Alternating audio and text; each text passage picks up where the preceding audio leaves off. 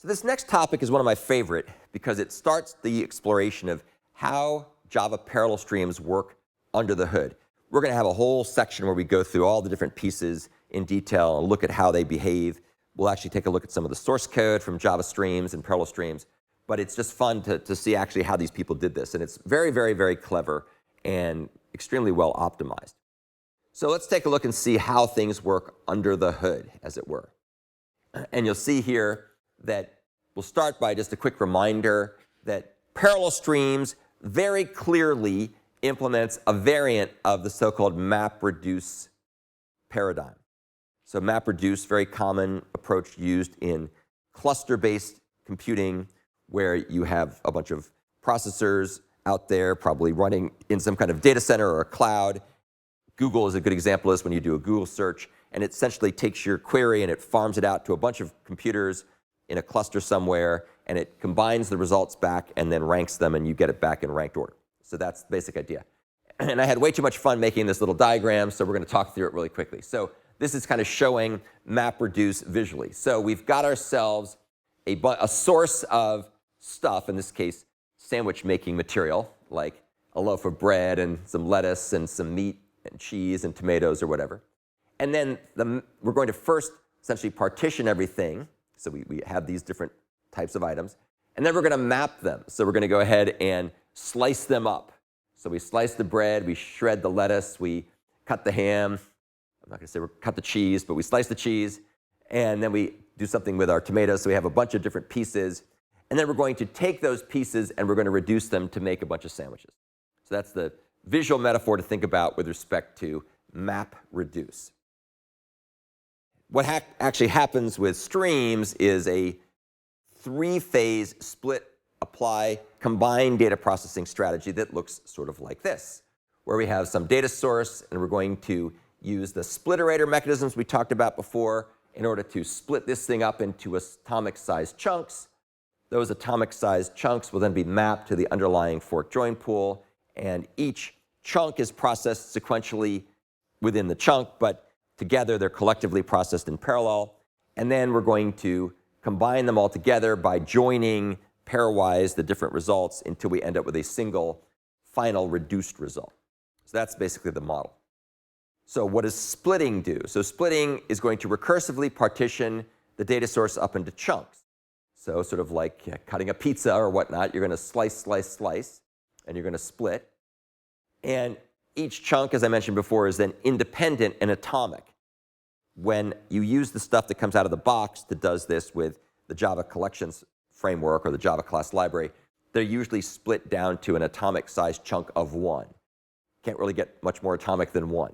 So it splits it down to 1. As I mentioned before in a previous part of the lesson, if you don't want to split to 1, you could always change the way the spliterator worked, but typically don't need to do that. So spliterators partition collections in Java. You have the spliterator interface. Every single collection in the Java collections framework implements spliterator, implements the spliterator interface, and fills in try advance, try split, and so on. Try advance is a method that's used for both sequential and parallel streams. It's what's used once you've got things up to atomic-sized units for parallel streams, or the whole thing is done that way if you have sequential streams. Try split is only used for parallel streams to take the data source, like a collection, and split it till it gets to atomic-sized units. So each collection has a spliterator. You can see that here's the spliterator.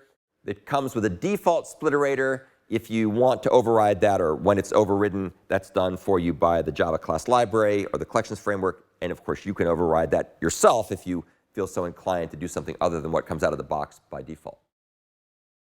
You can also define custom spliterators that work any old way you want them to. Again, that's mostly useful if you define your own data types that aren't lists, sets, maps, and so on. Now, something very important to remember here. Parallel streams is going to perform a lot better on data sources that can be split evenly and efficiently.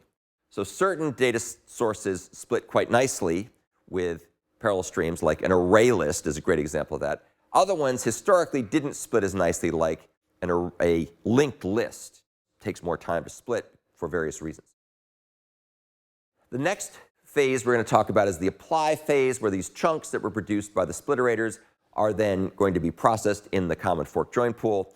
The other thing to remember here is that it's not a phase of splitting followed by a phase of processing or applying. It's splitting, and as soon as things are split, those are then fed off to the common fork join pool. So splitting and processing or applying can take place concurrently after certain conditions are met. So it's not a sequential phased thing. So you can see here that these different tasks are then run in the pool of fork join threads. And remember underneath the hood that the common fork join pool uses work stealing. And work stealing is what's meant in order to be able to maximize processor core utilization. Always remember these are not working in a cluster. It's working in a multi-core processor, or expecting to work best in a multi-core processor. As we've talked about before, programmers can control the number of threads that are in the pool. You get control over that by using things like managed blockers, which is the most common way to do that. And when you get to the parallel streams programming assignment, you will in fact use that feature. We're going to go back to using our managed blocker helper methods in order to make sure that things can run in parallel, and they can compensate by adding more threads to the common fork join pool if we run out in the default size. The final phase under the hood is the combined phase, where the partial results are all joined together to create a single so-called reduced result. And this is done by terminal operators, most commonly by collect and reduce, although there are other ones as well, as we've seen before. And these collectors, as we talked about when we were discussing the non-concurrent collectors, can either be concurrent, meaning that they have to have synchronization in the accumulator portion, or they can be non-concurrent, which means there's no need for synchronization at all in the collector, even though it could be used for a parallel stream, in which case the parallel streams framework handles the thread-safe combination of things using non-concurrent collectors. It's actually quite cool and quite interesting. You also can define custom collectors. And there's a collector interface that will make sure that you can take control of this. And we've taken a look at that in the context of non-concurrent collectors. Later on in this part of the course, we'll talk about how to implement concurrent custom collectors, which is kind of cool. So that's a quick overview of how Java streams and Java parallel streams work under the hood. We will take a look at some source code in more detail later, but that's enough to give you a taste of what is happening internally.